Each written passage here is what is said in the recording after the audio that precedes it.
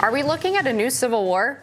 Tensions between Texas and the Biden administration have reached a boiling point as the Lone Star State continues to defy an emergency injunction from the Supreme Court and block federal border agents into the state to cut razor wire it's been installing over the past few weeks.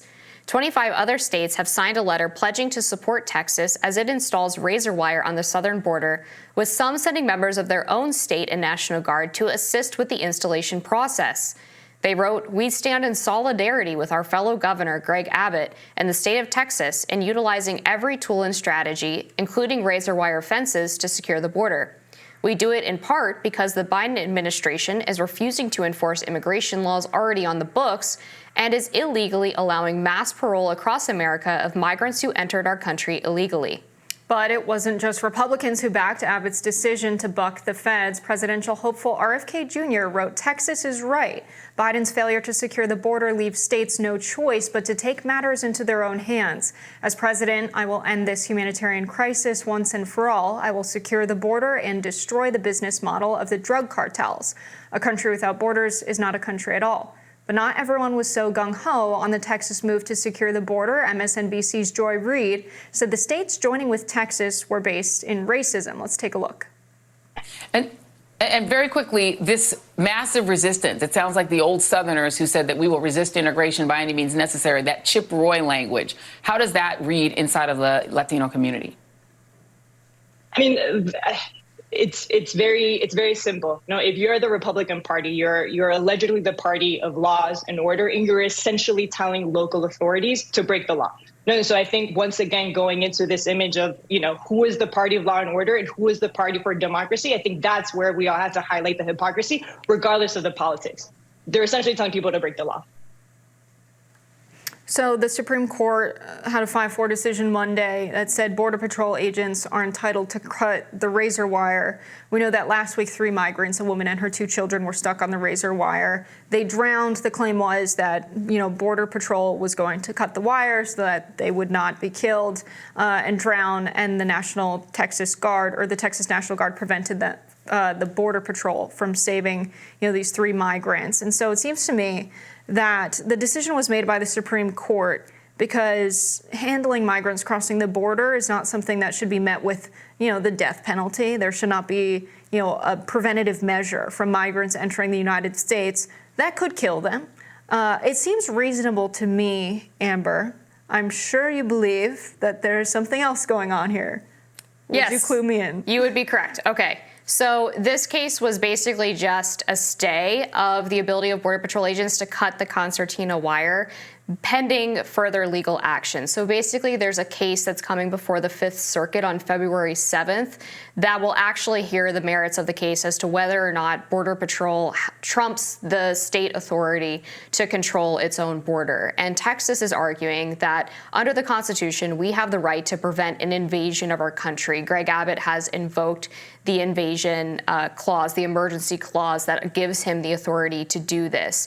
So SCOTUS is not saying that Texas is wrong to put the wire up or that they can't put the wire up, but they're simply saying, pending this February 7th court case, we're going to allow the federal agents to come in and cut it if they so choose. Now, Texas, in response to that, is saying, you can come in and cut the wire, but we're basically not going to allow you access. So they're trying to find this loophole where they can skirt the Supreme Court's stay of the Fed's ability to cut the concertina wire pending this court case. Now, I would agree on technical terms that it shouldn't be a death sentence to cross the border illegally, but you could argue basically that any kind of physical barrier to people crossing the border illegally could potentially result in death. If you were to build a 10-foot wall and someone decides to try to climb that wall and they fall off and they hit their head and they die, I wouldn't say that the blame for that is on the person who constructed the wall, but on the person who decided that they should try to scale the wall. You take an inherent risk when you cross into another country illegally. And the whole reason of putting this razor wire on the Rio Grande is to disincentivize people from trying to cross the river,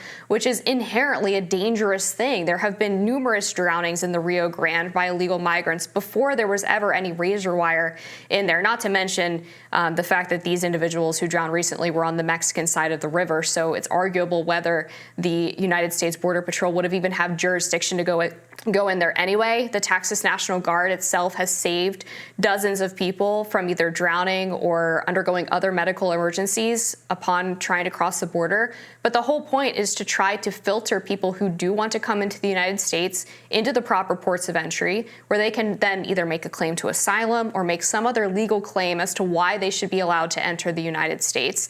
And then they can go through the proper court process, as opposed to just pouring through these unmanned stretches of the border that don't have any security. Yeah, I think there's just a big difference between a fence and a razor wire barrier that, stabs people, gets attached to your clothes. That's a big reason why people drown trying to cross over the razor wire. Also, if this event did happen, this incident happened on the Mexican side of the border, there's a huge problem. Why is the razor wire on the Mexican side of the border? That's going to put the United States in a really tough position with their neighbor Mexico. Why are you putting razor wire in the Rio Grande River on our side? I think it's a very dangerous obstacle. It's not the same thing as falling off of a fence, something that is intentionally meant to cut anyone who comes into contact with it, or have it get caught on your clothes while you're swimming in a river trying to cross over. So I think it makes sense to have the Border Patrol be able to, cut this down, because this is going to increase tensions between the United States and Mexico. I think putting people's lives at risk unnecessarily just doesn't make sense.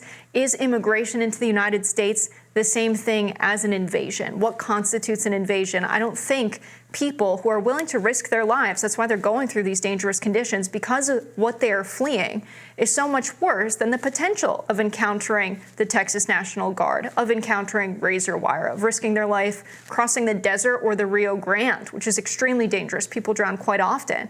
So really, these are people that are making a big risk because they've deemed their life in Mexico worth taking that risk. And a lot of the dangers in Mexico are thanks to U.S. intervention across Latin and Central America. And so when you have Representative Mike Collins, quoting the Constitution, Article 4, Section 4, saying, the U.S. shall guarantee to every state in this union a Republican form of government and shall protect them against invasion. And so it's not the states' rights to protect themselves against invasion. They could say, we don't agree with what the federal government is doing, but at the end of the day, that's a U.S. border, not just the Texas border. Maybe they'll end up succeeding, and maybe it will be, Texas and Mexico. I mean, the argument would be then that the federal government has failed in its duty to protect the states, and so the states have had to then protect themselves, because the federal government fundamentally right now is refusing to enforce immigration policy as it sits on the books. And what Texas is doing is simply enforcing the policy that the federal government has signed on to. So there's not an inconsistency between federal law and what Texas is doing to try to secure its border. I would argue that this absolutely would qualify as an invasion. When we just look at the sheer numbers of people who are coming across the border, we've seen, I believe, somewhere between 6 and 8 million just since the beginning of the Biden administration. That's more than the population of many U.S. states. We've seen record numbers on a monthly basis of over 300,000 illegal migrants, illegal encounters. That's actually the ones that we don't catch coming across the border on a monthly basis. The highest number under the Trump administration when he signed the emergency authorization was 100,000. Just over 100,000. We're now seeing triple that. And yet the Biden administration still refuses to even call this a crisis, refuses to use the available authority that they do have outside of congressional intervention, outside of additional funding to secure the border. And I would also argue that this would actually probably help tensions with Mexico, because Mexico doesn't want people from Guatemala and Honduras coming up through their country either to then get across the U.S. border, drown on their side of the Rio Grande River, potentially die on the journey in their country. It's a humanitarian requirement, I think, to not incentivize people with our policies to make that dangerous trek, where a vast majority of them are paying tens of thousands of dollars to coyotes who don't care about their life. It's essentially human trafficking. We've seen statistics suggesting that as many as 70% of women who come on the journey to the United States are sexually assaulted on their way, to the point that mothers are giving their 10-year-old daughters birth control so that they don't get pregnant when they're raped by the coyotes or the males who are with them on these journeys. And so to me, not securing the border, not changing policy to prevent people from wanting to come here because they think that they're going to get catch and release. The vast majority of these people do not qualify for asylum, so they can say they maybe want more economic opportunity. But about 90% of the people who claim that they get asylum because of either political implications or gangs or violence or whatever else they're claiming don't qualify. The asylum rules are very specific in our country, and 90% of them aren't going to get that because they simply want to come here for a job, which is understandable. It's fine for people to want that, but that doesn't mean that we have to abandon all standards at the border and allow more than the population of most U.S. states to come across on a biannual basis just because we feel bad. What about the care for our own citizens? Shouldn't their concerns come first, considering they're the ones paying taxpayer money to our government to help take care of them? And we're failing on pretty much every measure for our citizens here in the United States. I would credit that to, the corporate capture of the United States economy. They could very well, pay their workers a living wage and they would have the resources they need to survive. They don't have to get that from the government. But what's going on at the border, it seems as though the situation you have of people crossing over, they want to migrate to the United States. They're not coming here to take over the country. They're not coming here to intentionally wreak havoc and cause violence. This is not the kind of invasion that you would use that same word for Russia invading Ukraine. This is not an invasion. These are people coming to the United States to live, to work, to start a life. What they need is processing centers. So to have the National Guard of Texas and many residents of Texas say it seems that we're at war with the federal government because the federal government, the Supreme Court, which is majority conservative, ruled that they were allowed, the Border Patrol agents, to cut down razor wire that was killing migrants trying to cross. So as soon as the federal government said you can't kill Mexican immigrants coming to the United States or immigrants from Latin and Central America from coming to the United States, then they're at war. It's not, hey, you won't give us the processing money we need. There are a lot of migrants coming to the United States. It seems very clear from this line of thinking that they really do just want to kill migrants as they cross the border. I just disagree entirely with the framing that Texas is killing migrants by securing the border